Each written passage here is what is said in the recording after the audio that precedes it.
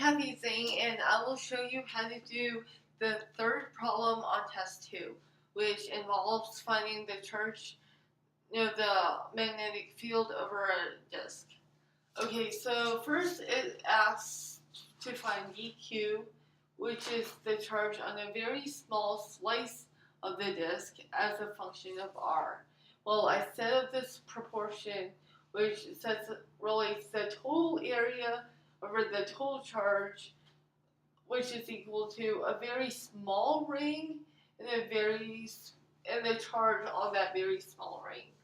So first we had to find the area of the ring, which first we had to define an r. You know the r vector is r observation minus r source. In this case, it is big R minus, which is the difference between this slice and that slice. So R minus big R over dr.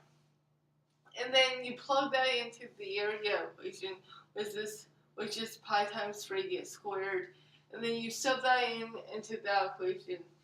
And your final answer is equal to dq equals to 2 times total charge times rdr over big R squared. Now it's very important to keep your big R's and your little r's correct in this scenario.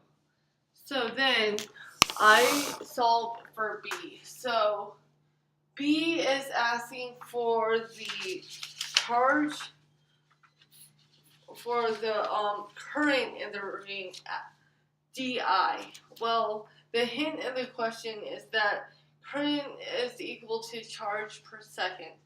Well, we already have the charge component, but we need the per second component.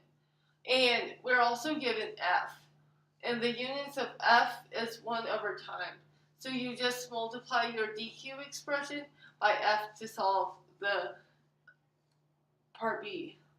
Now, for part C, you would have to go in the equation sheet and dig out the equation for dB, which is the charge over a disk.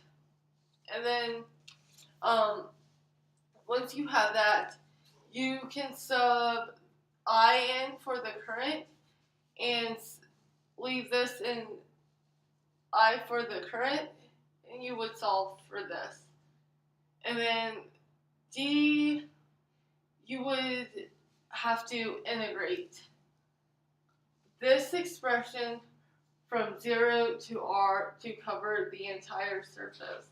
I've already done the integration below, and then after you do the integration, you should come up with an expression which is similar to mu naught times Q times the frequency times big R squared over 4 times Z to the squared.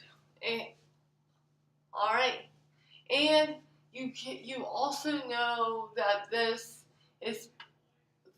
field is only in the Z direction according to the right hand rule. So the current is going this way. So you would wrap your hands around the direction of the conventional current, and it would be pointing outwards.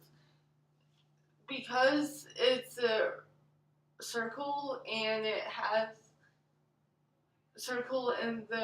because it's a circle, the X and Y components of the R's would cancel out, so you're only left with the Z component in your final answer.